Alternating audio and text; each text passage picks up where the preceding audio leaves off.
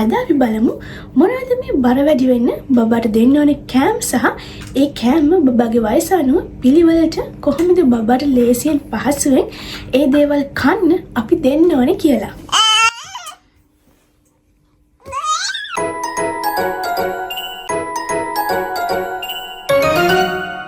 මම අපේ බබාට කෑම දෙන්න පටන් ගත්තේ මෙයාට මාස 4:00දී.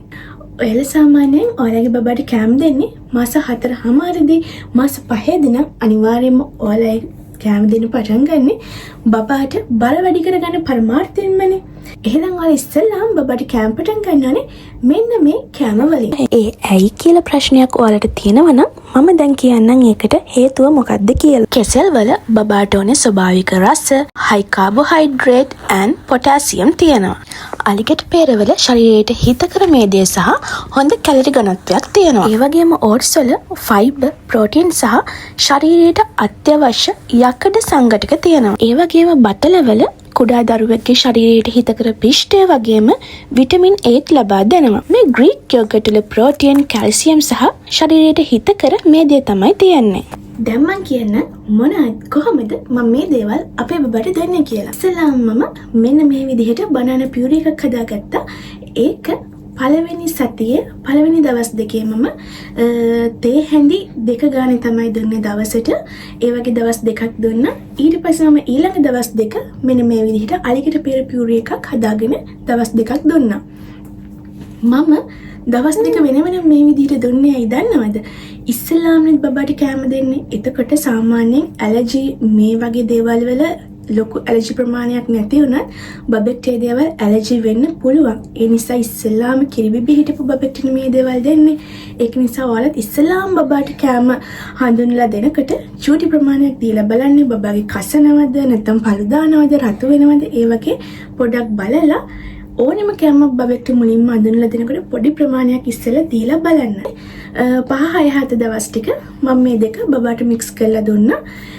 චුට්ටක් වැඩිපුර ප්‍රමාණයක් තමයි මම දුන්නේ. එතකොට සාමාන්‍ය කෙසෙල් ගෙඩි කාලක්, අලිගට පෙර කාලක් වගේ තමයි මම පළවෙනි සතිය අන්තිම වෙනකන් බබාට දුන්නේ. ඇයි? ඔන්න ඊට පස්සේ වෙනි සතියේ එළවලු තමයි දුන්නේ. ඒකෙන් ස්වීට් පොටැටෝ. දැන් ඔයාලා දන්නවනේ.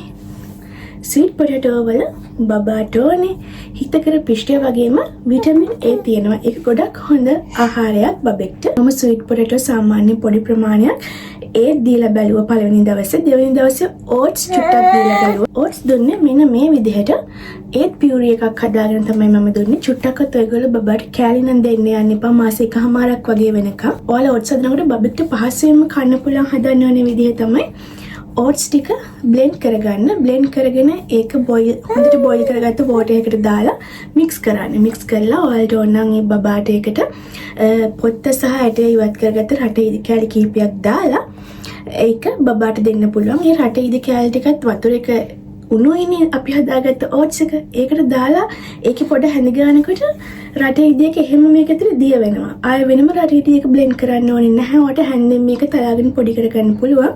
හැබැයි පොඩ්ඩක් බලන්න දෙන්න කලින් චූටි චූටි කෑලි හරි තියෙනවා නම් ඒ ටික අයින් කරගන්න. ඔන්න ඔය විදිහට තමයි මම පළවෙනි සති දෙක බබාට දුන්නේ. ඊට පස්සේ මාස 5යිනේ. මාස 5 ඉඳන් මම පටන් ගත්ත බබාට ප්‍රධාන ආහාර වේල් දෙකක් විදිහට දෙන්න. ඒකට අනිවාර්යයෙන්ම කුරක්කන්, ඒ වගේම රුලන්, ඒ වගේම තමයි හබල පෙති. ඔන්න ඒ තුනත් එක්ක ඕට්ස් මම අනිවාර්යයෙන්ම බබාගේ දවසට එකපාරක් මේ හතරෙන් එකක් නම් මම අනිවාර්යයෙන්ම අපේ බබාට දුන්නා. මොකද බබාගේ බර වැඩි වෙන්න ගොඩක්ම හොඳ කෑම ಜಾති හතරක්. ඔයාලා මේ කෑම දෙනකොට ඒකත් එක්ක ඔයගොල්ලන්ට අලිගට පෙර, කෙසෙල්, බතල, අල, රට ඉඳි අනිවාර්යයෙන්ම ඒකත් එක්ක එකතු කරගන්න පුළුවන්. මම ඔය කියපු හැම කෑම જાතියක්ම බබෙක්ගේ බර වැඩි වෙන්න බබාගේ ශරීරයට අත්‍යවශ්‍යම දෙන්න ඕනේ හැම පෝෂක පදාර්ථයක්ම ඉහළින්ම තියෙන කෑම. Tamanට කැමති විදිහකට ඒ දේවල් මික්ස් කරලා බබාට දුන්නයි කියලා කිසිම ප්‍රශ්නයක් වෙන්නේ නැහැ. ඔයාලට කියන්නම් දැන් රුලන් කොහොමද හදාගන්නේ කියලා. ඔයාලා රුලන් අරගෙන ඒක පෑන් එකකට දාලා රුලන් ටිකක් කබල චුට්ටක් පෑන් එකේ චුට්ටක් එක බැදගන්න රන්වන් පාට වෙනකම්. ඊට පස්සේ ඒකට වතුර ටික ටික දාලා ඒක මික්ස් කරන්න. තලපයක් වගේ හදාගන්න. ඔයාලට ඒකටත් ඕන ඩේට්ස් චුට්ටක් එහෙම නැත්නම් කෙසෙල් ගෙඩියක් එහෙම නැත්නම් ගී චුට්ටක්. ගී කියන්නේ හොඳම දේ ඔයගොල්ලෝ ඔයාලගේ බබාට දෙන්න කෑම වලට පුළුවන් නම් ගී චුට්ටක් එහෙම නැත්නම් අන්සෝල්ටඩ් බටර් චුට්ටක් නැත්නම් සුදු පොල් තෙල්. ඔය තුනෙන් එකක් චුට්ටක් මික්ස් කරලා දෙන්න හැම කෑම එකටම නෙමෙයි. දවසේ කෑම දෙන එක වාරයකට වගේ ඒ චුට්ට මික්ස් කරලා ගන්න. ඔයගොල්ලෝ හිතන ඇතිනේ මම කිව්වා ඔයගොල්ලෝ බබාලට කෑම දෙනවනම් මුලින්ම මෙන්න මේ කෑම වලින් පටන් ගන්න කියලා. එතන තියෙනවා ග්‍රීක් යෝගට්. අන්න ග්‍රීක් යෝගට් එක ඔයගොල්ලන්ට පුළුවන් බබාට මාස 5ේදී පටන් ගන්න. මම නම් අපේ බබාට ග්‍රීක් යෝගට් සාමාන්‍යයෙන් මේස හැඳි දෙකක් වගේ තමයි දුන්නේ ඉස්සෙල්ලාම. එකට දෙලුම් යුෂ ඇට 5ක විතර දෙලුම් යුෂ එකතු කරලා දුන්නා ග්‍රීක් යෝගට් මේස හැඳි දෙකකට. ඔයාලා සාමාන්‍ය යෝගට් දෙන්න එපා බබාට අවුරුදු 1කමාරක් වගේ වෙනකම්. මොකද ඒකේ බබාට අහිතකර සීනි ප්‍රමාණයක් එකතු වෙලා තියෙනවා. මම දැන් ඔයාලට පෙන්නන්නම් කොහොමද මම හබල පෙති එක අපේ බබාට හදාගන්නේ කියලා. පෑන් එකක් ලිපේ තියලා ඒකට වතුර දාගෙන ඒ වතුර ටික බොයිල් වෙගෙන එනකොට ඒකට හබල පෙති එකතු කරන්න. හබල පෙති ටික තැම්බිලා හොඳට මෘදු ගතියට එනකන් හැඳි ගන්න. හැඳි ගාලා ඉවර වෙලා ඒක වල රස්නේ පිටම බෝල් එකකට දාගෙන රස්නේ තියෙද්දිම පොත්ත සහ ඇට ඉවත් කරගත්ත රටේදි කැලි ටිකක් ඒකට දාගෙන හොඳට මික්ස් කරගන්න රටේදි ටිකත් ඒකට දිය වෙනකම්. රටේදි වෙනකොට ඔයාලට ධාන්‍ය සීරියල්, අලිගට පෙර, කෙසෙල් වගේ දේවලුත් මේකට එකතු කරගන්න පුළුවන්. මම තව දෙයක් කියන්න ඕනේ.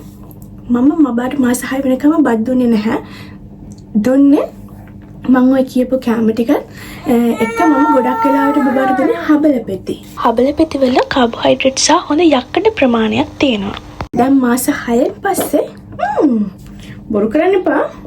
දැන් මාස 6න් පස්සේ අපේ බබාට මම නිවිතිය එකතු කරනවා කැම් වලට.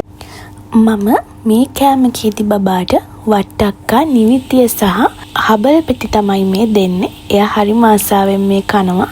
දැන් නම් මම දැන් මාස 2ක් විතර වගේනේ කෑම දෙන්න පටන් අරගෙන. ඒක නිසා මම දැන් ගොඩාක්ම දියාරුවට බබාට කෑම දෙන්නේ. චුට්ට කෑලි හිටින විදිහට තමයි දැන් කෑම දෙන්නේ.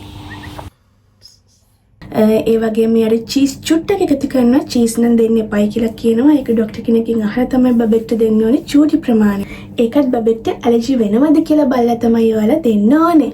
ඒ වගේම පීනට් බටර්, ආමන්ඩ් කුඩු කියන දේවල් ඔයාලා සාමාන්‍යයෙන් මේ දේවල් ඇලර්ජීස් ෆුඩ් කියන කරේට අයිති දේවල්නේ. ඒ දේවලුත් ඔයාගේ බබාට දෙන්න ඕනේ.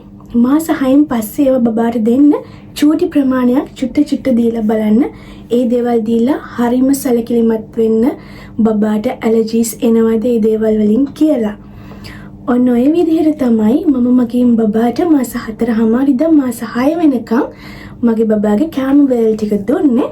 දැන් මාස 6න් පස්සේ නම් බත් දෙනවා එක වේලක්.